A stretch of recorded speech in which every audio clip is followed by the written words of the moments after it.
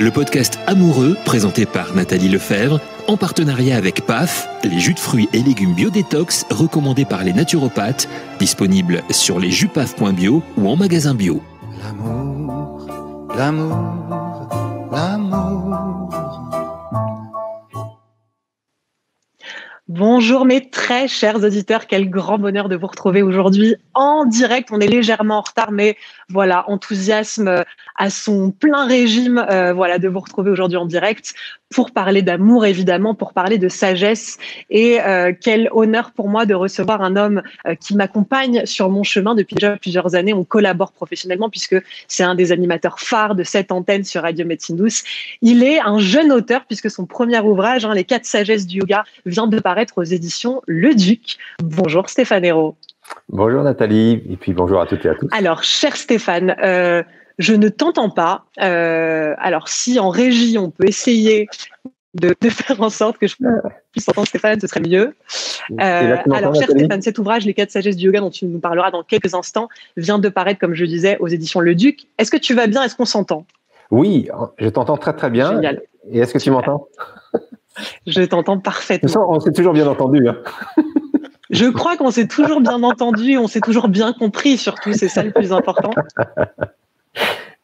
Alors, cher Stéphane, pour démarrer cette interview, tu le sais, j'aime revenir un petit peu au balbutiement de nos histoires de vie. Et donc, pour la tienne, dans cet ouvrage, tu racontes vraiment l'histoire de vie qui t'a mené à vouloir très rapidement, depuis tout jeune, recevoir des enseignements de sagesse pour mieux comprendre déjà peut-être ta présence sur Terre, qui tu es, pouvoir cheminer avec plus de conscience et plus de sagesse.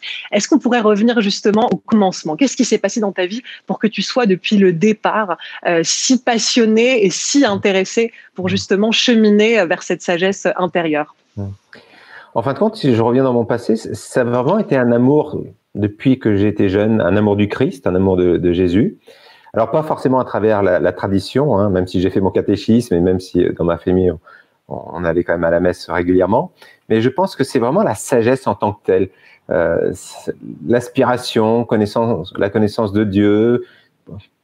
Que faisons-nous sur cette planète? Quel est le but de notre vie?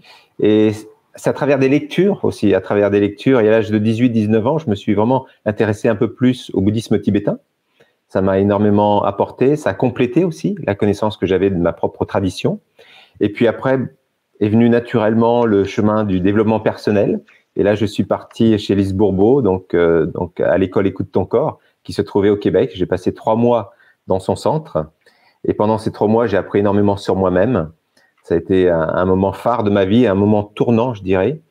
Et lorsque je suis revenu, je devais faire mon service militaire, mais j'avais plus le goût de prendre les armes parce que j'avais fait une préparation militaire qui me permettait de prendre du temps. Et je devais partir dans les chasseurs alpins, mais après ce séjour au Québec, je ne me voyais plus porter les armes. Et après la lecture d'un livre qui s'appelle le livre de la vie et de la mort de Sogyal Rinpoche, j'ai eu envie de servir donc dans un centre de gérontologie, donc accompagner les personnes en fin de vie suite à cette lecture du livre tibétain de la vie et de la mort. Donc ça a été une période phare. Donc j'ai fait mon service militaire, mais plus dans les armes, sous les armes. C'était un service militaire civil. Et j'ai poursuivi mon cheminement. Et après ce service militaire, je suis parti faire de l'humanitaire au Népal, en Inde. Et après ce voyage qui m'a énormément apporté, pareil, c'était un autre tournant de ma vie. J'ai rencontré les enseignements de mon maître yogi. Shri Ravi Shankar. On parlera dans quelques instants, la rencontre avec un gourou, ce que ça peut signifier, dans quelle mesure, et j'ai adoré ça dans ton livre, on peut finalement devenir, et c'est tout l'enseignement, son propre gourou. Moi, ce qui m'a beaucoup parlé, cher Stéphane, et parce que je te connais depuis de nombreuses années, c'est que j'ai toujours trouvé que tu étais un homme d'une sagesse assez exemplaire. Et ce que j'ai aimé, c'est le parcours d'humanité que tu racontes dans ce livre, à savoir être un homme comme les autres, qui se débat avec ses émotions parfois difficiles à gérer, par exemple des colères, d'avoir parfois des difficultés relationnelles aussi avec tes proches, avec la femme que tu as épousée. Ça, c'est aussi toute l'authenticité que j'aime beaucoup chez toi. Est-ce que tu pourrais nous en dire quelques mots? À quel moment, finalement, dans ce parcours d'humanité, tu t'es dit, cette souffrance-là, je suis pas obligée de cheminer avec et je peux m'en délester? C'est une très, très grande question. Oui, en fin de compte, je pense que sur ce parcours, c'était surtout une rencontre avec soi-même qui était important, aussi à travers, bien sûr, la rencontre avec toutes ces personnes qui m'ont apporté sur le chemin, et puis aussi toutes les personnes qui m'ont mis face à mes contradictions. Et surtout, ces personnes qui m'ont mis face à mes contradictions, ça me demandait d'aller chercher plus de cohérence en moi-même. Donc, c'est vrai qu'au départ, on est enthousiaste, on découvre plein de choses sur le développement personnel, de la sagesse, et puis on a envie de le partager. Mais des fois, on n'est pas forcément cohérent entre ce qu'on dit et ce qu'on fait. Donc, je remercierai toujours ma famille, mes proches, mon épouse, qui m'ont peut-être amené aussi à aller chercher plus de cohérence entre quelque chose que je lisais, que j'entendais, qui était très intellectuel, et vraiment de le vivre au quotidien, c'est autre chose. De l'incarner, c'est encore autre chose. Donc, je pense que c'est surtout ce que j'ai appris à travers eux, de m'amener. Hein, c'est comme je raconte souvent l'histoire du 11e disciple. Hein, lorsque un disciple arrive dans un ashram, tout va pour le mieux, et puis lui, il arrive, il crée le chaos. Et puis, à un moment donné, les disciples vont voir le maître et disent « Mais j'en peux plus, là, on n'en peut plus de ce nouveau disciple. » Et puis, le maître lui dit « Oui, vous voyez, pendant toutes ces années, moi, je vous ai appris la théorie.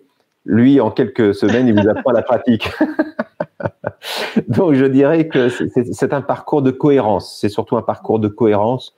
Et d'ailleurs, c'est mon témoignage dans ce livre. Oui, la colère, j'étais un enfant très colérique. Et pourtant, voilà, si on me demande à ma famille, Stéphane, il était toujours très sage. Mais en fin de compte, Stéphane, il était peut-être pas cohérent non plus avec cette colère qu'il vivait. Et l'adolescence l'a mis en face de ça. Même si j'ai fait mon chemin, c'est vraiment la joie qui m'a amené sur ce chemin. J'ai vécu des chocs émotionnels forts, j'ai vécu la perte d'être très cher, mais c'est surtout la joie qui m'a amené, le désir de sagesse, de connaissance. Ça a été mon déclic. Donc presque de te sentir un peu accro à ce sentiment de joie simple, la joie d'être en vie, la joie de se réveiller sur Terre, d'être vivant. Ça peut paraître naïf pour beaucoup, mais finalement, c'est presque là-dedans que recèle le plus de sagesse. Ça a été ça, presque toi, ton point d'accès où tu t'es dit, mais c'est tellement bon d'être joyeux que j'ai envie toute ma vie d'avancer avec cet enthousiasme.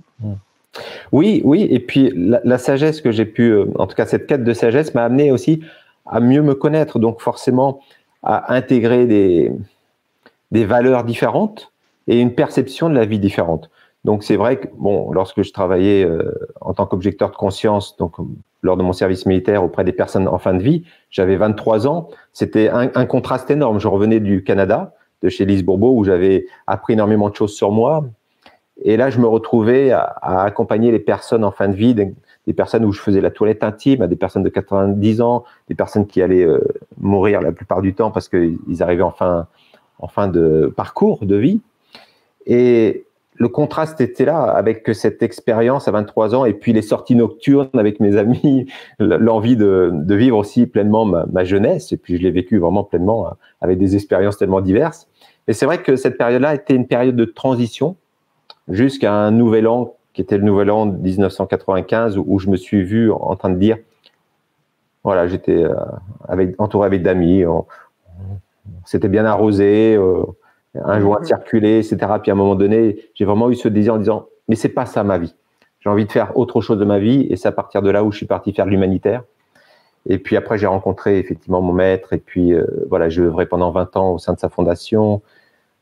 Donc c'était surtout un élan de partage, un élan de joie et puis se mettre au service. Je me souviens d'ailleurs, souvent dans mes prières, je disais à Jésus, voilà, j'ai mes mains, j'ai mon sourire, s'ils peuvent être utiles sur cette planète, vas-y, utilise-moi, je serais content d'être un instrument pour amener plus de joie et de service. Est-ce que justement cet accompagnement des gens en fin de vie t'a fait réaliser peut-être les plus grands regrets qu'ont les humains lorsqu'ils approchent alors après, tout dépend des courants de pensée qu'on peut avoir, des croyances qu'on a, mais de ce qu'on pense toi et moi être un passage finalement et non pas une fin en soi. Qu'est-ce que ça t'a fait réaliser en fait d'accompagner ces gens sur le chemin et ce passage qu'est la mort? En fin de compte, c'était un âge... une transition très importante pour mon chemin spirituel, je dirais. Parce que je me suis retrouvé, et je dirais que l'enseignement le plus important, Nathalie, ce que j'ai appris, c'est comment l'amour et le pardon sont importants à cette dernière partie de notre vie. Je me souviendrai toujours, il y avait je l'appelais le petit Père Jean. C'était une personne qui était voilà, un grabataire en fin de vie, puis il recevait la visite de personne. Il avait un seul fils unique, mais il ne le voyait jamais. Donc, je passais beaucoup de temps à discuter. Même si l'administration hospitalière voulait beaucoup plus d'animation, vous savez, des thés dansants, des pique-niques, quelque chose qui montre qu'on est dans l'activité. Moi, j'avais beaucoup plus l'envie de partager du temps avec ces personnes. Donc, avec le Père Jean, le petit Père Jean, je me souviendrai toujours de nos discussions. Et puis, il me disait, mon plus grand regret, c'est que je n'ai pas plus su dire que j'aimais à mon fils, que j'aimais mon fils. Je t'aime à mon fils. Et à la fin, en fin de compte de sa vie, donc c'était vers la fin, son fils avec sa belle-fille sont venus le voir.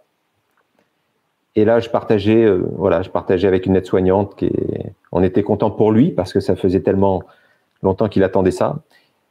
Et j'ai dit, voilà, je me suis entendu dire à cette aide-soignante, je pense qu'il va nous quitter bientôt.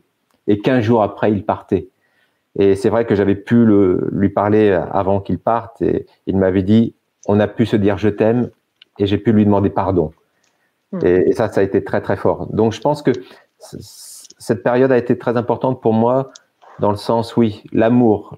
Et puis, j'aime bien ton podcast amoureux parce que l'amour dans toutes ses dimensions, la dimension du pardon, la dimension de la bienveillance. Donc, ça a été un point important aussi, cette expérience, ouais. Puis moi, ça me fait penser que finalement, beaucoup de gens qui ont du mal à pardonner, ont du mal à ouvrir leur cœur, survivent plutôt que vivent. Alors, ils ne sont pas aux portes de la mort, mais ça amène quand même dans l'existence d'avoir en soi, alors de la haine, c'est un bien grand mot, mais d'avoir de la rancœur, de sentir qu'on a du mal à pardonner. Et puis, on confond ce qu'est le pardon. Peut-être qu'on pourra en dire quelques mots. Les gens ont l'impression que lorsqu'ils pardonnent, ils vont cautionner les bourreaux qui leur ont fait du mal, alors que la plupart des enseignants aujourd'hui nous disent que le pardon, on le fait pour soi et pas uniquement pour les autres. Et après, c'est vrai que quand on se met à la place d'un autre, on comprend que en fonction des parcours de vie, des blessures qu'on a rencontrées, tout le monde n'est pas à même toujours, de là où il en est, de faire du bien. Donc, il se peut que les gens, de par leur souffrance, créent de la souffrance aussi auprès des autres. Mais je trouve que ça replace les choses. Est-ce que tu es d'accord avec cette idée que finalement, on ne vit pas pleinement tant qu'on n'a pas pardonné et tant qu'on n'ouvre pas son cœur au maximum à soi-même et au monde? Oui, la notion de vivre pleinement me parle. Et puis, il y a la notion de vraiment se sentir libre de ses conditionnements, libre de ses attachements, libre de ses croyances limitantes, libre de ses jugements. C'est cette dimension que j'ai touchée à travers le pardon. Et je pense que l'expérience que j'ai en tête, c'est vraiment, c'est à la même période. Hein, c'était ce Noël, voilà, Noël premier de l'an 95-96, ça a été très très fort parce que avant que je vive cette expérience avec mes amis pendant le premier de l'an, où vraiment ça a été très fort parce que je me suis vu comme si j'étais au-dessus de moi et je vois toute la scène, on boit, on fume et puis je me dis mais c'est pas ça la vie, je suis là pour faire autre chose. Je revenais, t'imagines, du centre Écoute ton corps où on avait fait un beau travail sur soi et je dis mais je suis là pour autre chose. Et je me suis vu partir, je suis parti donc c'était avant minuit, avant qu'on se souhaite la bonne année, je suis parti et sur la plage, je me suis vu m'effondrer, j'ai pleuré et je dis non, mets-moi vraiment sur mon chemin de vie. Et une semaine avant, donc à Noël, j'avais fait un autre processus qui est un processus de pardon avec mes parents. Alors, on est une famille nombreuse. Hein. Généralement, mes parents sont invités. Voilà, c'est toujours les grands repas à Noël. Ce Noël-là, il était fait pour moi parce que le 24 décembre, personne ne les avait invités. Donc, je les avais invités chez moi. Mon épouse n'était pas là. Et j'ai pu leur faire un processus. Vraiment, j'ai pu faire un processus de pardon. Alors, bon, mon père qui était athée, complètement pas du tout là-dedans, il demandait même ce que son fils faisait de sa vie. Ma mère, très chrétienne. Donc, je leur ai vraiment dit, papa, maman, voilà, peut-être vous n'allez pas comprendre ma démarche, mais voilà, j'ai envie de vous demander pardon. Alors, ma mère m'a dit, mais non, mon fils, tu as été le fils adoré. Et mon père, lui, il dit, mais j'ai entendu sa pensée, Nathalie, en disant, mais qu'est-ce que j'ai fait pour avoir un fils comme ça? Il est perché. Et en fin de compte, ce pardon, c'était vraiment un processus qui était important pour moi. Parce que même si, bon, il n'y a pas eu de conflit avec mes parents, hein, mais j'ai senti que j'avais eu quand même beaucoup de jugements parce qu'on est issu d'une famille très modeste et j'ai pas pu faire les études que j'aurais voulu. Mais à la fois, tous ces jugements que j'avais, c'est, oui, d'accord, t'as pas fait les études que tu aurais voulu, mais est-ce que tu as mis l'effort dans tes études pour obtenir les études? Vous voyez, donc je m'observais en fin de compte où j'étais beaucoup victime dans une période de ma vie où j'étais beaucoup victime, la société, mes parents. Et là, j'ai pris conscience que non, c'était ma vie. Donc, j'étais responsable de ma vie, donc je pouvais devenir créateur de ma vie. Et pour ça, je devais me libérer de tous les jugements que j'avais envers les personnes qui m'avaient donné de l'amour, comme ils avaient pu aussi, avec leur histoire. Hein. Chacun a leur propre histoire. Donc ça, je dirais que la notion de pardon, c'était vraiment pas un pardon, je vous pardonne, parce que c'était pas à moi de pardonner. Eux, ils ont fait ce qu'ils avaient fait. Mais c'était beaucoup plus une notion de, je vous demande pardon de tous les jugements et tout ce que je n'ai pas perçu dans l'amour que vous m'avez donné. C'était plus cette notion de pardon que j'ai été touché avec eux.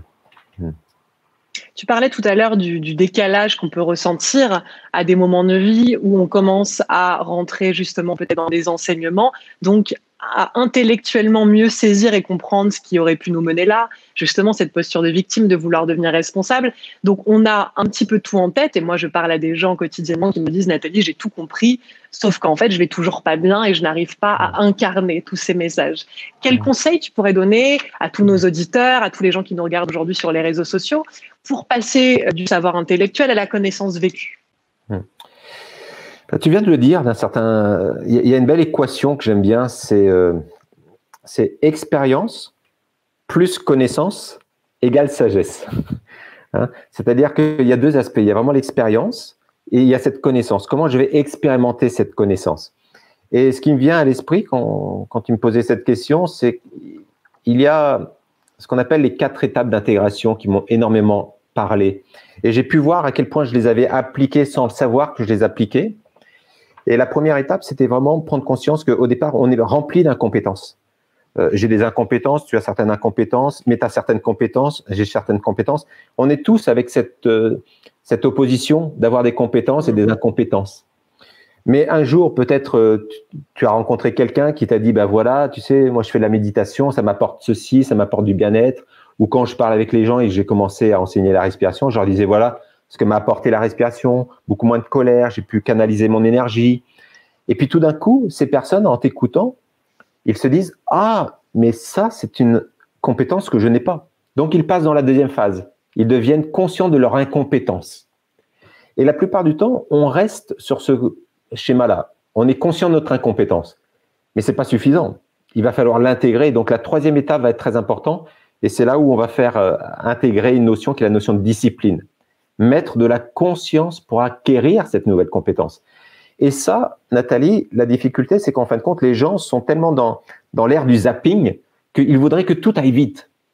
Voilà, ils voudraient planter le manguier et puis tout de suite avoir les mangues une semaine après. Parce qu'on peut se faire livrer des mangues à toute saison alors que les mangues ont une saison, tu vois.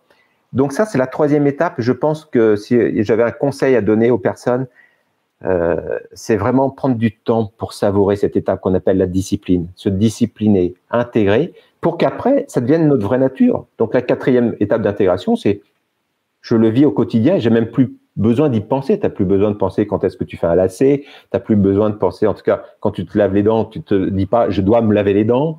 Il y a plein de gestes que tu as acquis, puis tu le sais par expérience, parce que avec ce que aussi le travail que tu proposes aux gens, tu vois à quel point cette étape de mettre de la conscience dans la compétence est très importante. Bah moi, je pense par exemple à l'amour de soi. On me demande souvent, mais finalement, le matin, quand tu te réveilles et que tu as une sale tête, est-ce que tu n'es pas en train de t'insulter? Et en fait, j'ai observé chez moi, mais alors c'est presque qu'un moment où on se demande comment j'ai pu être ça avant, comment j'ai pu passer autant de temps à avoir un rapport tellement délétère à moi-même, comment j'ai pu gâcher cette énergie à me rabaisser, à m'insulter, ce qui est le cas des vies intérieures de beaucoup de gens. Et tu sais que moi, j'accompagne particulièrement les femmes et je relève que chez elles, il y a quand même une grande difficulté à justement s'aimer et elles me questionnent beaucoup de dire mais est-ce qu'il y a vraiment un avant-après? Il y a quelque chose dans l'expérience d'expérimenter l'amour et le faire vivre au quotidien, comme tu dis, quelque chose qui s'intègre et qui devient notre nature, qui devient naturel. Et en effet, le mot discipline, le mot expérience nous parle dans l'idée de faire vivre en fait finalement quotidiennement, étape par étape, jour après jour, de continuer à poser les pierres à l'édifice et de faire vivre quelque chose de différent, mais de se faire vivre quelque chose de différent à soi. Mais ça revient un petit peu à ce que tu disais, c'est que l'expérience transforme et rend les choses naturelles. Oui, oui, et ça c'est nécessaire. Ça c'est important de vraiment se dire, voilà, je suis dans cette phase. Donc dans cette phase, il va y avoir des allers-retours. Des fois, je vais être capable de l'intégrer, de l'expérimenter, de l'exprimer. Et des fois, ça va pas être le cas parce que mes vieux schémas reviennent, mes vieilles habitudes nocives reviennent aussi. Donc ça demande un certain temps. Ça demande un certain temps d'éduquer chacune de nos cellules. Et je dirais que par rapport à ta question initiale, il y a un autre aspect, et j'en parle beaucoup dans le livre justement. Il y a beaucoup de gens qui font une démarche personnelle pour passer du mal-être au bien-être. Parce que leur objectif, c'est leur bien-être. Mais quand ils arrivent au bien-être, des fois, dans ce bien-être qu'ils ont obtenu, et comme c'était l'objectif, ils sont contents, ils oublient qu'est-ce qui les a amenés au bien-être. Donc, des fois, ça peut être des pratiques, des fois, ça peut être des accompagnements, des coachings, peu importe. Et en fin de compte, ils vont oublier, ils vont remettre de côté tout ce qui les a amenés à ce bien-être, et au fur et à mesure, ils vont repartir à l'inverse dans le mal-être. Et dans mon livre, je dis que le chemin ne peut être qu'accompli réellement que si on s'engage dans la deuxième étape. Et la deuxième étape, c'est de passer du bien-être à l'être. Et quand on est dans l'être, après, peu importe les moments difficiles, peu importe les moments faciles, peu importe les moments agréables, peu importe les moments désagréables, parce qu'on est dans cette équanimité de l'être qui nous permet de prendre la distance et du recul nécessaire. Donc, je dirais que ça, c'est aussi un souhait important de partir du bien-être vers l'être. Bien sûr, puis il y a peut-être une composante qui vient changer aussi, c'est la foi. Alors toi, tu parlais de te sentir proche du Christ, d'avoir reçu des enseignements bouddhistes. On va parler des Védas aussi, parce que les 4 sagesses du yoga, c'est ça, finalement, c'est la sagesse védique. Et le yoga aussi, c'est pour l'amener dans ce livre, dans une version beaucoup plus globale, c'est-à-dire les enseignements et pas juste aller au cours le samedi matin et faire des postures pour avoir les fesses musclées pour l'été. Justement, parle-nous un petit peu de ces sagesses, finalement, des 4 sagesses du yoga, si complémentaire finalement à la pratique, on va dire, physique, corporelle. Oui, en fin de compte, dans la tradition, vraiment, dans la vision traditionnelle du yoga, il y avait 4 grandes voies. Et donc, ces 4 grandes voies, c'est vraiment… Alors, quand je parle des voies, je ne parle pas d'école. Parce que des fois, les gens pensent que oui, je connais telle ou telle école. Non, c'est des personnes qui ont donné un nom à leur école ou qui se sont des fois même appropriés des noms de cette tradition. Et puis, voilà, ils l'ont figé dans ils l'ont codifié, ils l'ont limité. Mais la voie traditionnelle du yoga comporte 4 grandes voies qu'on appelle le Raja Yoga, donc le yoga royal, beaucoup plus où on va trouver la méditation, mais aussi l'aspect postural dedans. On le connaît avec les enseignements de Patanjali, les Yoga Sutras, l'Ashtanga Yoga. L'Ashtanga, mais pas dans l'école, mais dans la tradition, c'est-à-dire les 8 membres qui permettent de nous établir. Les codes éthiques vers l'extérieur, les codes éthiques, discipline à l'intérieur, les asanas, pratiques corporelles, respiration, pranayama. Voilà, donc je vous laisserai découvrir ça dans le livre. Donc ça, c'est la Raja Yoga. La deuxième grande voie dans la tradition védique, c'est Jnana Yoga, la connaissance. Et ça, c'est très important parce que c'est là où tu vas aiguiser ton intellect, tu vas nourrir ton intellect. Et pour une culture française, elle est très importante, cette voie. C'est pour ça que le bouddhisme tibétain a très bien pris en Occident et surtout en France, parce que l'intellect français, notamment avec des Descartes, des personnes qui ont travaillé la raison, ils ont besoin d'être nourris dans ce sens-là. Et le Jnana Yoga, qui est très peu connu, en fin de compte, en Occident, en France, peut vraiment correspondre à l'esprit français, si je parle aux francophones. Et puis après, Karma Yoga, vraiment la voie de l'action sans attendre des fruits en retour. L'action vraiment dénuée d'attente. Ça peut être le service. Donc ça, c'est Karma Yoga, l'action désintéressée, le yoga de l'action. Et Bhakti Yoga, le yoga de l'amour, le yoga de la dévotion, Nathalie. Donc, ces 4 grandes voies, voilà, chacun va pouvoir s'y retrouver dans ces 4 grandes voies. Et puis, à chacun de ces grandes voies, j'ai mis une sagesse, une clé de sagesse. Voilà. Et donc, tout le livre, c'est ces 4 grandes voies du yoga où il y a beaucoup de connaissances dans le livre, beaucoup de connaissances, mais aussi à travers mon expérience. Donc, je mets beaucoup d'expériences personnelles. C'est très incarné, cet ouvrage. C'est-à-dire qu'on te suit dans ces enseignements et c'est pas du tout quelque chose d'abstrait qui ne parle pas dans nos vies, qui ne correspond pas à ce qu'on traverse concrètement, tous les gens qui écoutent cette émission, bon, je ne peux que vous conseiller d'acheter ce livre parce qu'il est vraiment extraordinaire et qu'on s'y retrouve à chaque étape. Et même moi qui fais ce cheminement depuis 10 ans, j'ai encore appris des choses. Je me suis nourrie de cet ouvrage et je l'ai trouvé voilà, justement tellement intelligent, mais une intelligence globale, une intelligence intellectuelle, comme tu le disais, qui vient nourrir nos esprits qui ont besoin de comprendre, et puis une intelligence de cœur. Et comme tu l'incarnes avec toute ton humilité et en même temps ta grandeur, voilà, j'ai trouvé que c'était juste un livre qui s'adaptait tellement à nos vies et qui nous parle très très concrètement. C'est pas des situations abstraites, c'est vraiment les choses voilà concrètes de la vie qu'on rencontre chacun d'entre nous et qui sont finalement nos quotidiens, parfois difficiles à surmonter. J'aimerais qu'on parle justement de cette rencontre avec le gourou et puis qu'on s'arrête quelques instants pour parler de cette tendance que peut avoir l'être humain à placer l'autre sur un piédestal et à se sentir peut-être parfois inférieur. C'est le cas un petit peu, on imaginait que le gourou, le guide, bon, bah, c'était lui qui avait compris et qui nous enseignait. Toi, tu as rencontré sur ton parcours Shri Shri Ravi Shankar, que j'ai eu de la chance d'interviewer grâce à toi. Raconte-nous déjà cette rencontre et comment justement Shri Shri Ravi Shankar, mais en général les grands sages proposent finalement de devenir son propre gourou plutôt que de suivre indéfiniment la voie d'un guide. Oui, c'est vrai que je pense toujours à cet adage qui dit « lorsque le disciple est prêt, le maître arrive ». En fin de compte, dans mon parcours de cette expérience d'un maître, alors j'ai eu des guides, des enseignants sur mon chemin spirituel. Jésus a été mon maître, mais c'est vrai qu'il n'est pas incarné ici présentement dans cette vie-là. Mais lorsqu'on rencontre un maître vraiment incarné, un maître d'une tradition en plus qui m'a énormément touché, et surtout son enseignement qui est tellement universel, c'est la rencontre. La rencontre, je pense que c'est une connexion plus qu'autre chose. Il n'y a pas à se forcer. Mais ce que j'ai toujours bien aimé dans cette approche que Shri Shri a d'aborder la notion du gourou, c'est déjà de le replacer dans son contexte.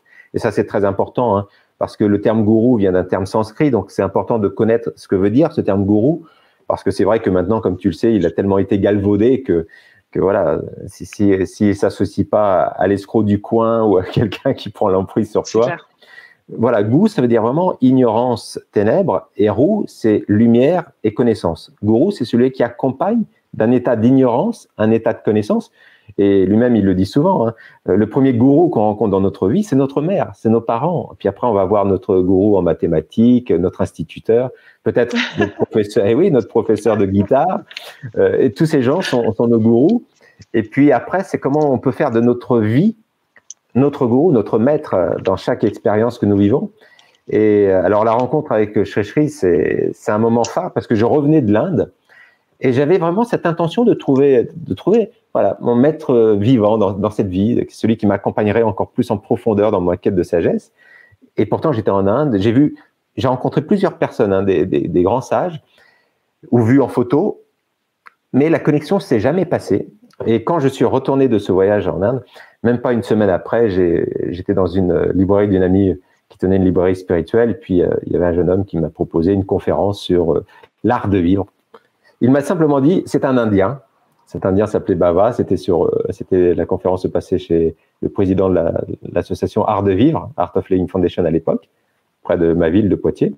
Et je suis allé à cette conférence et là, voilà, j'ai vécu l'enseignement, j'ai vécu la technique de respiration, ce que c'était le yoga dans son ensemble, la technique le Sudarshan Kriya. Le Sudarshan Kriya, voilà, de Shri Shri Ravi Shankar.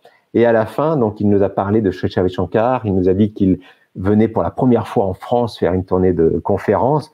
Alors là, ne serait-ce que le raisonnement, la résonance avec son nom, quand j'ai vu sa photo, c'est comme si, voilà, il y a quelque chose en toi qui, tes poils s'hérissent et tu dis, mais je veux le rencontrer, quoi. S'il n'était pas venu en France, je serais parti tout de suite en Inde. Oui, c'est un coup de foudre. Et je dirais que, en fin de compte, c'est ce que j'exprime dans mon livre, en fin de compte. C'est vraiment prendre conscience que, des fois, la relation avec Dieu, elle est toujours à la troisième personne. Dieu à la troisième personne. Mais pour sentir vraiment Dieu à la première personne, ça demande une étape. Et des fois, le gourou joue cette étape. C'est-à-dire qu'il nous permet de comprendre le principe divin à travers la deuxième personne. Commencer de réaliser, de vivre pleinement la divinité dans son quotidien. Et ce que j'avais beaucoup aimé avec Shri Shri, c'était son amour inconditionnel, son soin, être attentif, son écoute, et jamais te diriger, jamais te donner des... jamais prendre ta vie, en fin de compte, ne pas prendre ta vie, voilà, il va pas mener ta vie à ta place, mais il est là, toujours au bon endroit. Et puis alors, j'ai plein d'histoires où à chaque fois, c'était vraiment précieux. Une phrase, un regard, des fois un regard bienveillant, des fois un regard plus sévère pour me dire, hé, réveille-toi. Ouais, c'est pas chercher à convaincre. Oh non. Non. C'est donner à réfléchir, en fait. Oui, et puis la première rencontre que j'ai vraiment vécue avec lui, c'était fort, quoi. C'était vraiment fort, ce regard, cette attention, voilà. Je raconte dans mon livre, donc je laisse les personnes aussi le découvrir, mais bien sûr. Mais en tout cas, l'idée de rencontrer son gourou, son guide sur son chemin, c'est finalement qu'il puisse nous guider à être nous-mêmes notre propre guide intérieur. C'est en tout cas aujourd'hui ce que tu racontes dans le livre, c'est-à-dire de reprendre sa puissance personnelle, ce qui est évidemment l'exact contraire de l'état de victime dans l'existence. Et oui, et la première rencontre que j'ai eue avec lui, donc on avait un stage avancé. Donc après avoir fait le stage première partie du Sudarshan Kriya, on avait des stages de méditation avancée. Donc on se retrouvait à Blois au temple de la Gendronnière d'Eshimaru. Et puis à la fin, il rencontre chacune des personnes qui fait le stage, peu importe de toutes les nationalités, il prend les personnes par groupe. Et là, je me souviendrai toujours de cette rencontre à la fin de ce stage avancé de méditation. Donc on était en petit groupe. Et puis, il arrive à la fin de la rencontre. Et puis, après avoir posé la question à tout le monde, comment ça va, avec son accent indien, il me dit comment ça va. Et puis là, je me vois, je dis, c'est magnifique, ces enseignements, c'est ce que j'attendais depuis longtemps. Puis là, je lui dis, je veux te suivre. Et là, Nathalie, il rigole encore plus, il se lève et il part de la salle et il dit au revoir au groupe. Et là, le choc, quoi, je dis, mais attends, je lui dis, je veux te suivre. Et là, tu as tous les doutes qui disent, mais est-ce que c'est vraiment mon maître et puis l'ego, tu vois, l'ego qui est complètement malmené, la blessure du rejet qui dit, mais attends, tu lui dis une déclaration d'amour, tu vois, je te suis. Et le soir, il avait l'habitude de donner la connaissance tous les soirs, une feuille de connaissance. Et puis, la première chose qu'il dit, alors on est 300 dans la salle, et moi, je suis encore avec mon mental à tourner en rond avec cette phrase qu'il m'a dit en me disant, mais est-ce que c'est vraiment mon maître? Peut-être que je suis en train de me tromper. Et puis, qu'est-ce que c'est, en fin de compte? L'idée qui me vient, mais c'est peut-être une secte, tu vois. Ça turbine à fond, à 100%.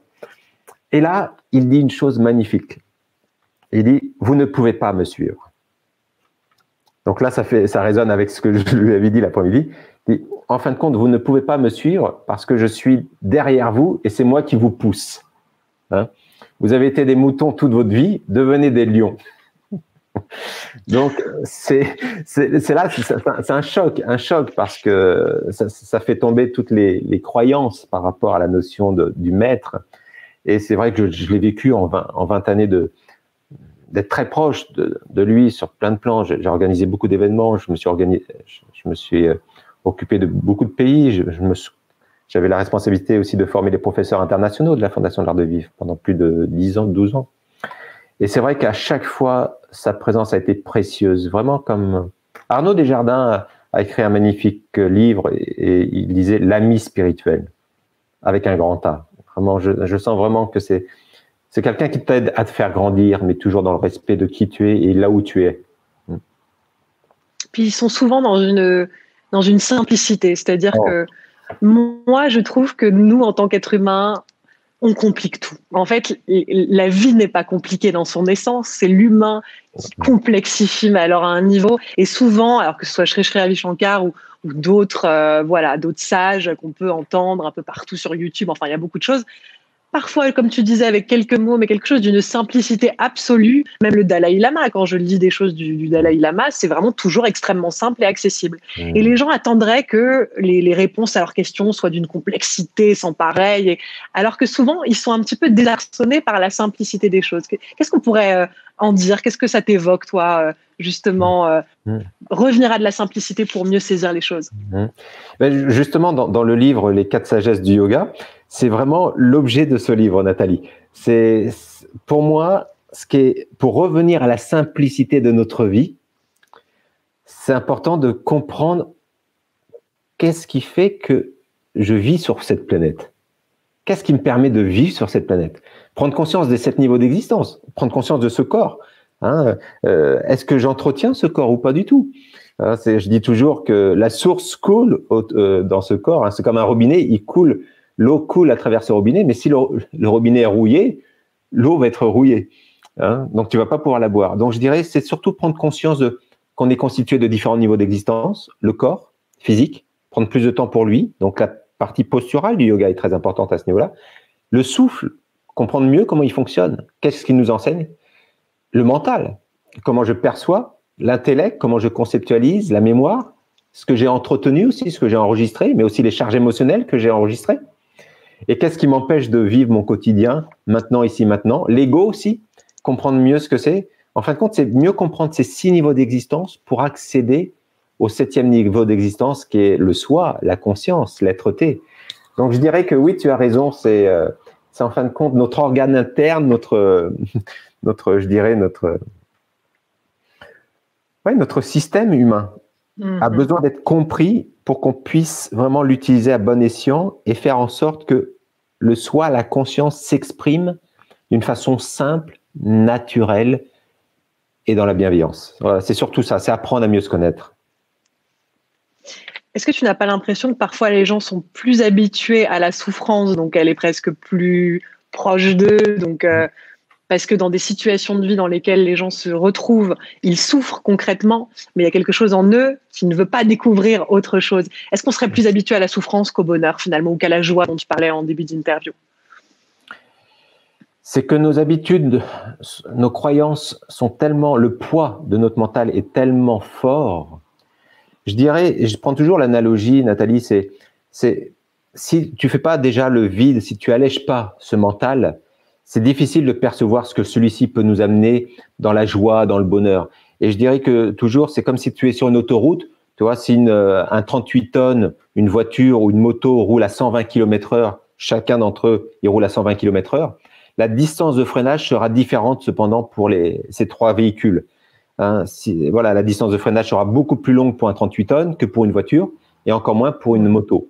Donc, je dirais que ce qui fait que les gens n'arrivent pas à dépasser, à franchir le cap, c'est parce qu'ils ne prennent pas déjà le temps d'alléger ce mental. Et ça, c'est la première étape. Et quand le mental s'allège, là, il y a d'autres perceptions qui nous arrivent. Hein, on commence à percevoir la vie plus à travers nos filtres, à travers nos souffrances, et il y a vraiment une lucarne qui s'ouvre, une lumière qui commence à rentrer. Cette lucarne devient une fenêtre, une baie vitrée, et après, il n'y a que des baies vitrées autour de toi. Donc, mais ça, il faut donner du temps. Donc oui, c'est pas que les gens veulent rester dans leur souffrance, c'est qu'ils ont pas encore goûté ce que veut dire être libéré de la souffrance. Et ça, c'est l'objet de ma première sagesse, hein, que ton esprit soit aussi clair que l'eau d'un lac de montagne. Hein. Ça, et donc, la première sagesse est très importante parce qu'après, on va pouvoir passer à la deuxième sagesse avec Jnana Yoga pour nourrir plus. Et après, naturellement, on dit souvent que la méditation, faire notre yoga, tout ça, c'est égoïste. Je dis oui, c'est d'égoïsme. Altruiste. C'est l'égoïsme altruiste. Ouais, bah oui, c'est ça. Bah, franchement, les gens qui passent leur temps à juger du matin au soir en ouvrant TF1 ou voilà, bon, je crois qu'il vaut mieux faire égoïstement 1 heure de yoga chaque jour et se sentir ouvert au monde, parce que pour n'importe lequel d'entre nous qui a ne serait-ce qu'expérimenté quelques fois une pratique de yoga, de méditation, on est différent après ça. On peut arriver dans un état émotionnel un peu chaotique et ressortir après et être dans un état fluidifié. On sent que ça fait circuler les choses. Donc, à un moment donné, c'est aussi expérimenter pour mieux comprendre et saisir. Et oui, et puis si tu es avec l'autre, ce que tu aimes, hein, vraiment les êtres chers que tu aimes, et si tu arrives avec toutes tes peurs, si tu arrives avec toutes tes colères, tes angoisses ou même tes blâmes, tes reproches, bien sûr. Dire, à la rigueur, mieux vaut être égoïste, un égoïste altruiste où je vais prendre 1 heure pour me vider de tout ça, et puis revenir vers ces personnes avec une autre dynamique. Donc oui, c'est... Et je pense que la crise sanitaire que nous avons vécue, c'est ce que ça nous a fait vivre. D'ailleurs, j'ai appris avec une amie qui est journaliste à Esprit Yoga, elle me disait qu'en fin de compte, le mot yoga a été le plus googlé. C'est dans les moteurs de recherche, c'est le mot qui a été le plus recherché. Alors justement, on va parler quelques instants peut-être de la peur et terminer sur l'amour. La peur aujourd'hui, alors moi j'aime faire une distinction entre la peur et le trac, parce que je trouve que c'est normal qu'on ait le trac de faire des choses qu'on n'a jamais faites. Écrire un livre, le sortir, j'imagine que ça t'a procuré un enthousiasme mélangé à du trac, tout comme quand on monte sur scène, tout comme… Voilà, donc le trac a quelque chose de très bon. Pour moi, la peur a quelque chose de bien plus empêchant, à moins que ce soit une peur qui vienne nous sauver la vie, mais sinon, elle n'a pas trop de raison d'être. Qu'est-ce qu'on pourrait dire aux gens, parce qu'ils sont très nombreux à ressentir justement le fait d'avoir peur, comment mieux vivre? Et là, ça m'a fait penser à un conte de sagesse que tu as mis dans ton livre, justement, où le chien qui regarde la flaque d'eau, qui aboie et qui saute dessus et la peur disparaît. Qu'est-ce qu'on peut dire sur la peur, cher Stéphane? En fin de compte, c'est très très beau dans la tradition védique et dans la sagesse du yoga. On parle des vikaras, des distorsions de l'amour. Hein, c'est comme quand des rayons du soleil passent à travers un filtre, qui est des gouttelettes d'eau, il va y avoir 7 rayons. Hein, mais on parle d'un même rayon. Donc, ce qui se passe, c'est qu'il y a des distorsions. Et l'amour, lorsqu'elle passe à travers des filtres qui sont purs, qui sont limpides, elle va se tourner vers la bienveillance, l'enthousiasme. Mais si elle traverse des filtres qui sont la jalousie, la colère, l'ignorance, voilà, j'explique clairement dans mon livre, ça va se transformer en distorsion. Et cette distorsion, ce que ça m'a permis de vivre, en fin de compte, de prendre conscience de ça, il y a une image dans la tradition védique qui est très très belle. On dit toujours de prendre la corde pour un serpent. C'est-à-dire qu'il y a une corde enroulée, et puis on va commencer à projeter sur cette corde l'image du serpent. Et on va commencer à avoir peur de ce serpent. Et là, on va commencer à agir en conséquence. On commence à avoir peur, à chercher un bâton pour taper sur le serpent. Et en fin de compte, au moment où on tape sur, le serpent disparaît et on se dit, mais qu'est-ce que je suis en train de faire? Je suis en train de taper sur une corde. En fin de compte, c'est exactement ce qui se passe. La plupart du temps, nos peurs, et l'histoire que je raconte effectivement avec ce chien qui aboie contre son propre reflet, hein, il a peur, donc il aboie, jusqu'au moment donné où il va sauter dans la flaque, puis il va voir que son reflet disparaît. Et il secoue, il repart, et puis la peur est dissoute comme neige qui fond au soleil. Donc je dirais que c'est très important de prendre conscience que la plupart du temps, et ça peut être dans une relation amoureuse, avec notre compagnon, notre compagne. Par exemple, il y a une journée très intense, d'un travail très intense, il rentre, vous avez passé la journée à lui préparer peut-être un bon repas, et puis là, il arrive avec un visage fermé, et puis il arrive, il vous dit même pas bonjour, il va dans sa chambre ou peu importe, et puis là vous dites, qu'est-ce que j'ai fait? Qu'est-ce que j'ai fait encore? Au bout de 5 minutes, il revient avec un grand sourire. Il dit, oh, chérie, bonjour, je suis désolé, mais j'avais besoin d'aller prendre une douche avant de te voir parce que ma journée était tellement dure. Et tout ça, pendant les 5 minutes, les 10 minutes qui se sont passées au moment où il rentre, où il va prendre sa douche et il vient vers vous, le mental a projeté sur la corde son serpent. Et c'est ça qui est intéressant d'aller voir, d'aller observer. Quand j'accompagne les personnes en coaching, c'est ce que je leur permets d'amener aussi. Quels sont tous les serpents que vous avez projetés sur les cordes?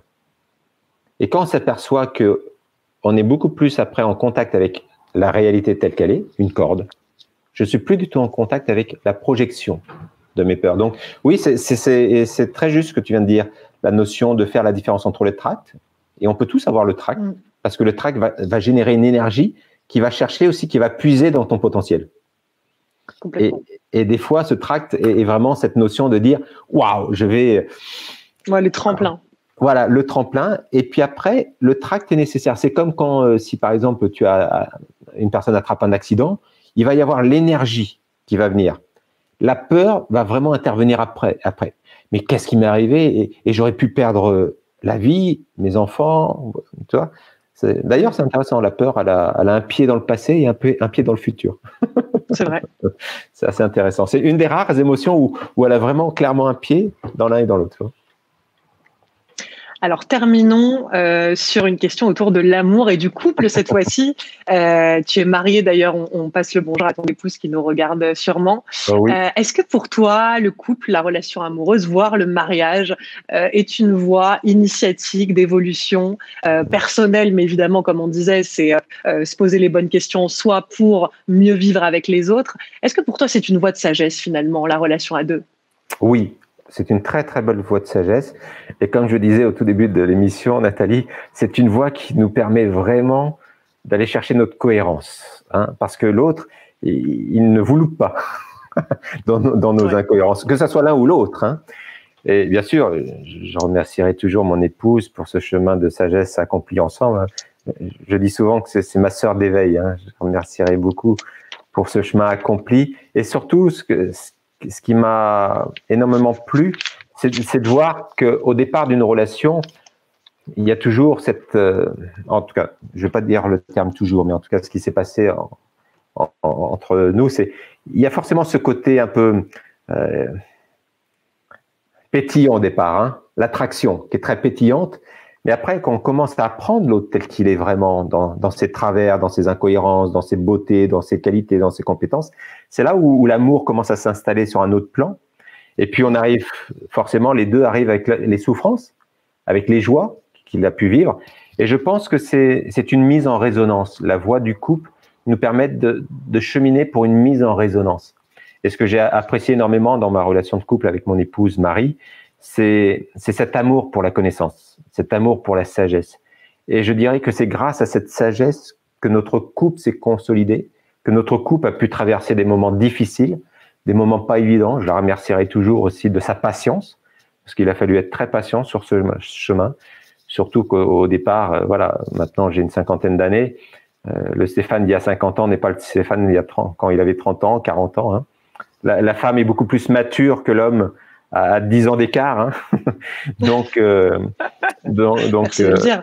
Ben oui, mais parce que c'est vrai. Je l'observe dans tellement de relations de couple, et je l'ai surtout observé avec ma propre expérience d'être humain. Puis tu sais, je suis né, voilà, de couple. Je suis né dans une famille de 6 sœurs et un frère. Donc la jante féminine a été très très présente autour de moi. Mais oui, c'est vrai qu'on n'a pas les mêmes priorités. Donc s'harmoniser, c'était se mettre en résonance. Et maintenant de voir la beauté je pense que l'amour doit s'exprimer, en tout cas, mon désir qui était d'exprimer l'amour dans ce couple, c'est de voir l'autre s'épanouir. Ça, c'était pour moi très important. De voir l'autre s'épanouir, parce que c'est lorsque l'autre s'épanouit qu'il peut y avoir enrichissement des deux parcours de vie. Et je me souviendrai... approfondir. Oui. Approfondir, comme tu disais, l'amour qui ne se base pas juste sur l'excitation, le nouveau, le départ, quoi, mais plutôt comprendre que l'amour avec un grand A se joue sur les années passées ensemble, les difficultés surmontées et les ajustements qui ont été nécessaires pour vivre à deux. Et comme tu dis, vouloir que l'autre déploie ses ailes, c'est sûrement ça finalement, aimer. Oui, et c'est beau, déploie ses ailes, c'est exactement ce qui s'est passé lorsque je m'étais séparé d'une première compagne pour qui on avait vraiment projeté une vie, voilà, la maison, l'enfant, etc. Et puis après, c'est là où j'ai rencontré mon épouse dans ce désir de poursuivre ma quête spirituelle, et je l'ai rencontrée à ce moment-là. Et donc, j'ai dit non, plus jamais, je fais plus les choses pour l'autre. Ma quête spirituelle, c'est très important. Donc, quand on s'est rencontrés, je suis parti chez Lise Bourbeau, à l'époque où je partais chez Lise Bourbeau. Et c'est très, très beau. Elle m'avait remis une lettre. Et elle m'avait dit, tu la liras que lorsque tu seras dans l'avion.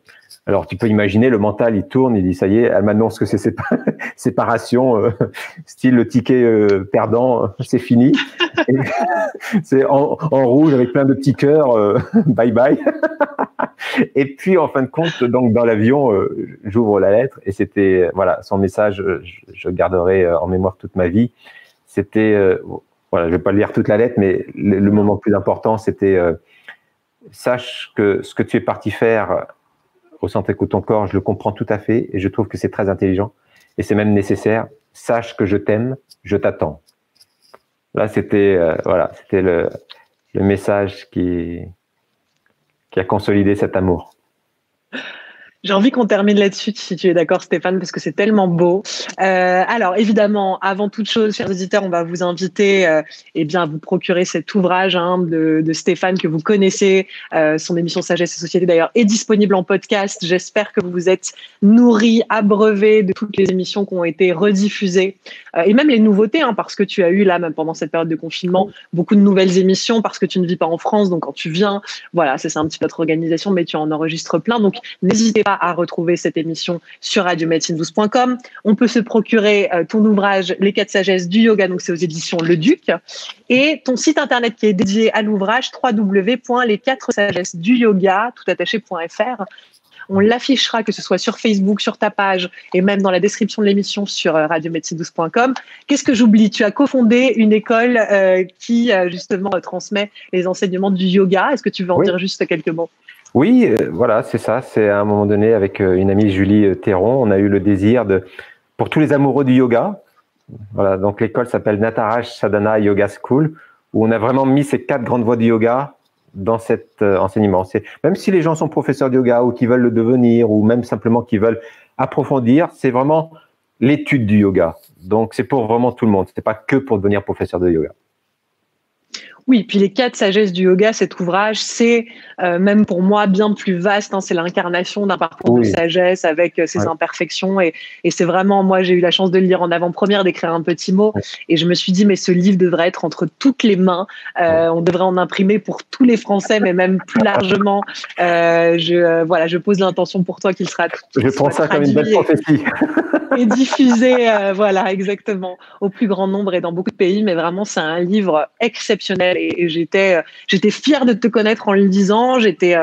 Ça m'a beaucoup nourri, donc je peux que vous inviter à vous le procurer très rapidement. Et merci Stéphane d'avoir accepté cette interview avec moi pour un nouveau podcast amoureux qui était délicieux. C'était sage et en même temps, drôle, léger, tout ce qu'on aime. Donc merci pour ce moment et merci à tous de nous avoir suivis. Merci. À très bientôt. Belle journée à tous. Merci. Salut Stéphane. Le podcast Amoureux, présenté par Nathalie Lefebvre, en partenariat avec PAF, les jus de fruits et légumes biodétox recommandés par les naturopathes, disponibles sur lesjupaf.bio ou en magasin bio. L'amour, l'amour, l'amour.